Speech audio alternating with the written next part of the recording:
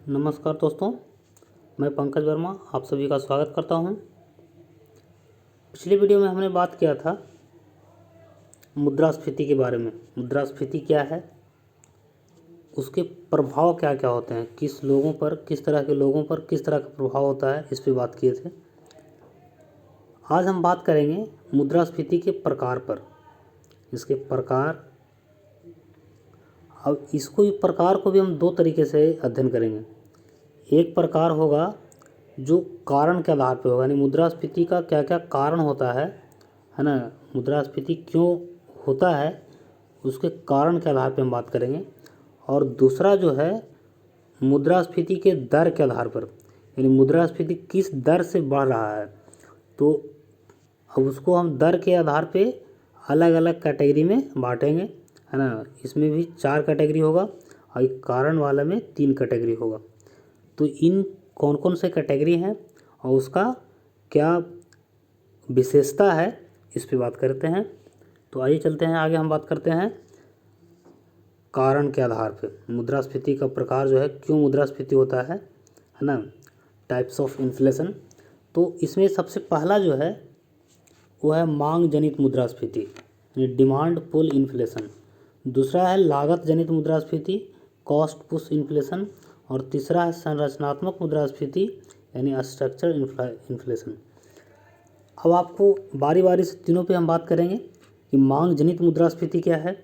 तो मांग जनित मुद्रास्फीति जो है मांग में बढ़ोतरी के कारण उत्पन्न होती है। सिंपल नाम से आपको पता चला, मांग जनित यानी मांग बढ़ा हुआ। जैसे मांग बढ़ने का मतलब ये हुआ कि लोगों के पास पर्याप्त पैसा है, लोग कंज्यूम कर रहे हैं, बाज़ार में तरलता है। जब मांग ये रहेगा तो कहने का मतलब है कि जब लोगों के पास पैसा रहेगा तो मार्केट में क्या होगा, कोई भी सामान जो बिकते रहेगा। यानी कहने का मतलब है कि जो लोगों का, अब कोई फल बिक रहता है, सब्जी बिक रहता है, कुछ भी ला रहा है मार्केट में बिक जा रहा है, क्योंकि लोगों के पास पैसा है, खरीद रहा है।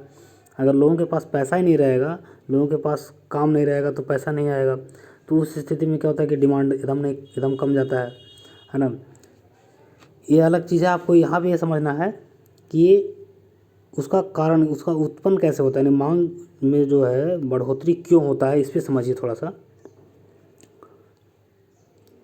ऐसे अब रोज़गार के अवसर बढ़ेंगे तो लोगों को अगर रोज़गार मिलेगा तो जाहिर सी बात है लोगों को पैसा मिलेगा, यानी आय उसका बढ़ जाएगा। आय बढ़ेगा तो क्रय क्षमता बढ़ जाएगा, यानी कि अल्टीमेटली में कहेंगे मांग बढ़ जाएगा। उसके बाद क्या कारण हो सकता है, ऋण जो है, ऋण की ब्याज दर कम कर दिया जाए, यानी बैंक जो है कम ब्याज पे लोगों को लोन देने लगे। तो उससे भी क्या होगा कि लोगों के पास पैसा आएगा तो क्या करेगा, वो खर्च करेगा तो मार्केट में तरलता बढ़ेगा, यानी कि मांग बढ़ जाएगा। नेक्स्ट क्या कारण हो सकता है, सरकारी जॉब बढ़ा दिया जाए, यानी कि सरकार बड़े पैमाने पे वैकेंसी निकाले, लोगों को नियुक्ति दे। तो उस स्थिति में क्या होगा, सैलरी के माध्यम से मार्केट में पैसा पंप किया जाता है। तो ये भी एक कारण है। एक कारण यह है कि सरकार द्वारा जो है सार्वजनिक व्यय किया जाए। सार्वजनिक व्यय करने का मतलब बड़े पैमाने पे रोड बनाया जाए, पुल बनाया जाए, बड़े बड़े बिल्डिंग बनाया जाए।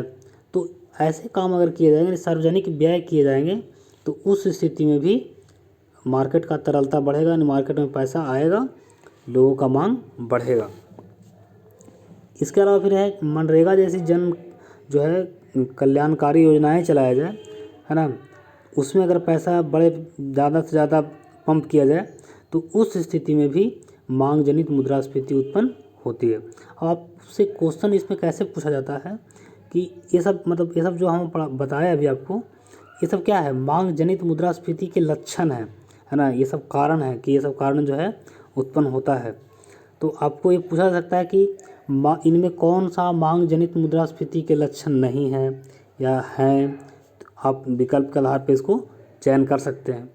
इसके बाद इसमें एक मोस्ट इम्पोर्टेंट ये समझना है कि ये इस प्रकार का जो मुद्रास्फीति होता है वो आर्थिक समृद्धि से संबंधित है। आर्थिक समृद्धि मैंने समझ रहे हैं आप, इसका मतलब अगर इस प्रकार का मुद्रास्फीति है तो आप ये समझिए कि आर्थिक समृद्धि हो रहा है, यानी कि या तो उत्पादन में वृद्धि हो रहा है, यानी जीडीपी बढ़ रहा है देश का। लेकिन हाँ, इसका एक चीज़ है कि नियंत्रण में होना चाहिए। नियंत्रण से बाहर हो जाएगा तो समझिए कि वो बहुत अर्थव्यवस्था के लिए काफ़ी खराब स्थिति होता है वो, है ना। लेकिन ये स्थिति अगर नियंत्रण में है तो इसे अच्छा संकेत माना जाता है। इसके बाद दूसरा है लागत जनित मुद्रास्फीति।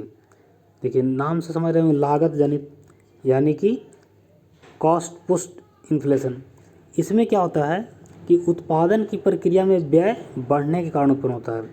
अब उत्पादन की प्रक्रिया में व्यय क्यों बढ़ेगा, क्योंकि आगत मूल्य बढ़ जाएगा। आगत मूल्य कहने का मतलब है कि जैसे कोई वस्तु आप मुंबई से मंगवा रहे थे पटना में, तो वहाँ जो वस्तु ट्रांसपोर्ट के माध्यम से आ रहा था, है ना, ट्रक वगैरह के माध्यम से, वो अगर बढ़ जाए, वो क्यों बढ़ेगा। अब इस पर एक अलग बात है, जैसे कच्चा तेल का दाम बढ़ जाए। अब कच्चा तेल का दाम जो है, कच्चा तेल हमारे के यहाँ मोस्टली दूसरे देशों से आता है। अगर अंतर्राष्ट्रीय बाज़ार में कच्चे तेल का दाम बढ़ जाता है तो जाहिर सी बात है कि डीजल पेट्रोल का दाम बढ़ जाता है।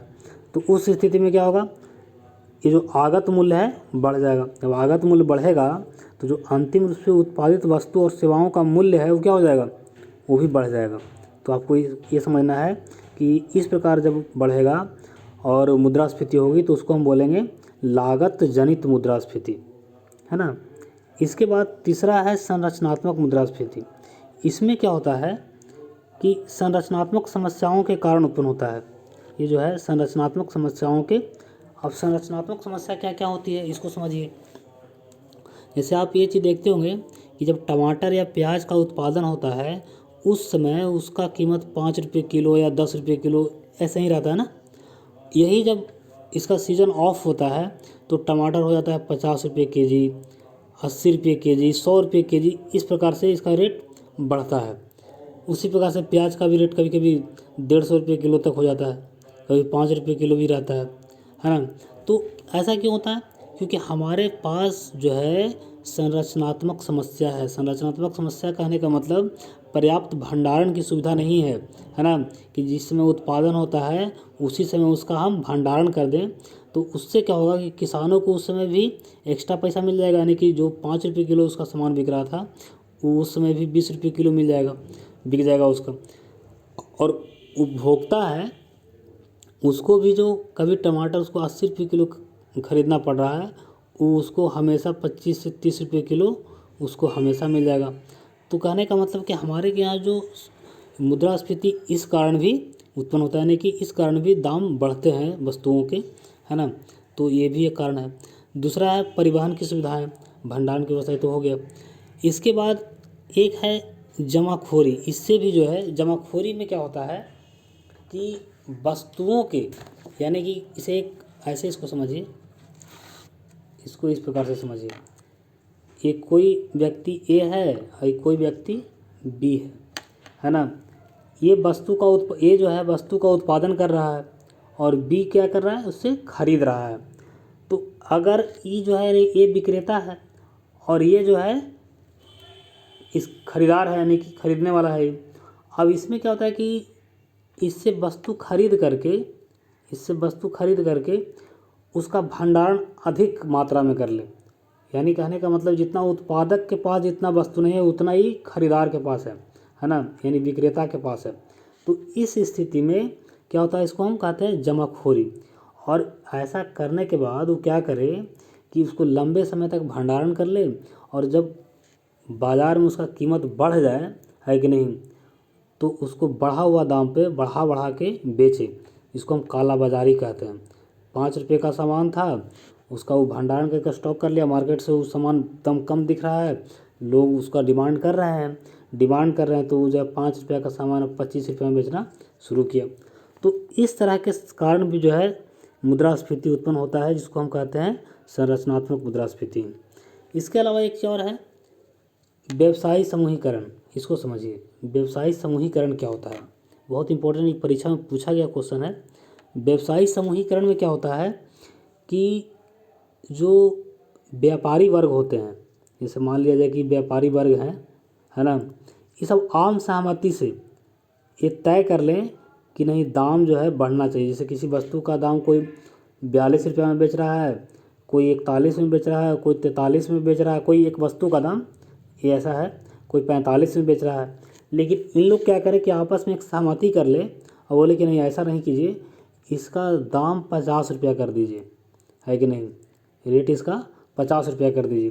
यानी व्यवसाय जो व्यापारी लोग हैं वो आपसी सहमति से किसी वस्तु का इस प्रकार से दाम बढ़ा देते हैं, तो उसको हम कहते हैं व्यवसायी समूहीकरण। जैसे इसका एक अच्छा उदाहरण ये है कि आपको पता होगा कि जियो जो है सितंबर 2016 में लॉन्च हुआ था आम लोगों के लिए, है ना। तो उस समय क्या हुआ, उससे पहले जो एयरटेल था, आइडिया था, एयरटेल आइडिया वगैरह जो था, उन लोग क्या किया था, कॉल चार्ज को बढ़ा दिया था, आपसी सहमति से कॉल चार्ज को बढ़ा दिया था। हालांकि जियो के आने के बाद फिर उन लोग को भी कम करना पड़ा, क्योंकि तो फ्री कर दिया था, आया था तो, है ना। तो इस तरह से अगर क्या था कि आप सब मिल करके, इसे एयरटेल, वोडा, आइडिया वाला सब मिल करके जो है कॉल चार्ज को बढ़ा दिया था, तो उसी को हम कहते हैं व्यवसायी समूहीकरण यानी कार्टेलाइजेशन, है ना। तो ये चीज़ आप भी समझ गए होंगे। इसके बाद अगला चीज़ आपको ये समझना है, बहुत इंपॉर्टेंट चीज़, कि भारत में जो मुद्रास्फीति है किस प्रकार का, प्रश्न ये उठता है कि भारत में मुद्रास्फीति किस प्रकार का है। तो अभी जो 3 प्रकार के पढ़े वो तीनों प्रकार का मुद्रास्फीति है ना। 3 प्रकार कहने का मतलब क्या हुआ, मांग जनित, लागत जनित और संरचनात्मक, तीनों प्रकार का मुद्रास्फीति भारत में है। अब दूसरा सवाल ये आपको याद रखना है कि भारत में मुद्रास्फीति का नियंत्रण की जिम्मेवारी किसको है, तो आरबीआई को है, यानी रिजर्व बैंक ऑफ इंडिया। अब ये आपको यहाँ फिर दूसरा चीज़ समझना है, आरबीआई की जिम्मेवारी तो है, लेकिन क्या आरबीआई पूर्ण रूप से मुद्रास्फीति को नियंत्रित कर पाती है, कर सकती है, तो पूर्ण रूप से नहीं कर सकती है। क्यों नहीं कर सकती है, इस पर बात करते हैं। क्योंकि मार्केट में जो है काला धन है, उस पर आरबीआई का नियंत्रण नहीं है, तो वो तो जाहिर सी बात है, जब काला धन पर्याप्त मात्रा में रहेगा मार्केट में तो मुद्रास्फीति को बढ़ाएगा ही बढ़ाएगा। दूसरा बात यह है कि मान लिया जाए कि आरबीआई जो है मुद्रास्फीति को कंट्रोल करने के लिए वो क्या किया कि ब्याज दर को, इंटरेस्ट रेट को, है ना, कम बढ़ा दिया। इंटरेस्ट रेट जब बढ़ा देगा तो क्या होगा कि लोन महंगा मिलेगा, तो लोग लोन कम लेंगे, लोग लोन कम लेंगे तो मार्केट का तरलता क्या हो जाएगा, कम जाएगा, मार्केट में पैसा कम जाएगा, नहीं तरलता कम जाएगा। और उसी दौरान सरकार क्या करेगी, सरकारी व्यय बढ़ा दे, तो आरबीआई द्वारा जो उठाया गया कदम होगा वो निष्क्रिय हो जाएगा, निष्प्रभावी हो जाएगा। तो यानी कहने का मतलब है कि इसके लिए सिर्फ आरबीआई का जो प्रयास होगा वो पर्याप्त नहीं होगा। उस समय आरबीआई के अलावा सरकारों का सम्मिलित प्रयास, सरकारों का आने का मतलब राज्य सरकारों की भी भूमिका होती है। अगर वो सब चाहेगी तभी ये मुद्रास्फीति को, अगर मुद्रास्फीति काफ़ी तेज़ी से बढ़ रहा है तो उस स्थिति को नियंत्रण करने के लिए आरबीआई प्लस सरकारों सबका सम्मिलित प्रयास होना जरूरी है ना। तो ये चीज़ आप याद रखिएगा भी। इसके बाद अब हम बात करते हैं दर के आधार पर जो मुद्रास्फीति होता है उसके बारे में। बहुत इंपॉर्टेंट है, परीक्षा की दृष्टि से तो बहुत ज़्यादा इंपॉर्टेंट है। बहुत इसका जो ये दर आप याद रखिएगा, किस प्रकार के मुद्रास्फीति में कितना दर होता है, इस प्रकार के प्रश्न पूछे जाते हैं। या ऐसा पूछा जाए कि भारत में किस प्रकार का मुद्रास्फीति दर के आधार पर, ऐसा ऑप्शन रहेगा, आप देखिए समझ आइएगा तुरंत सब। तो पहला है रेंगती हुई मुद्रास्फीति, इसको कहते हैं क्रीपिंग इन्फ्लेशन। इसमें क्या होता है कि मुद्रास्फीति का दर 0 से 3% तक होता है ना, 0 से 3%। ये जो है विकसित अर्थव्यवस्थाओं का चरित्र है, यानी विकसित देशों में इस प्रकार का मुद्रास्फीति होता है ना। ये चीज़ आपको याद रखना है। दूसरा कि ये अच्छा संकेत है, मुद्रास्फीति इतना बढ़ने से कोई ज़्यादा नुकसान नहीं होगा अर्थव्यवस्था को, यानी अर्थव्यवस्था इसको मुद्रास्फीति को नियंत्रण में माना जाता है ना।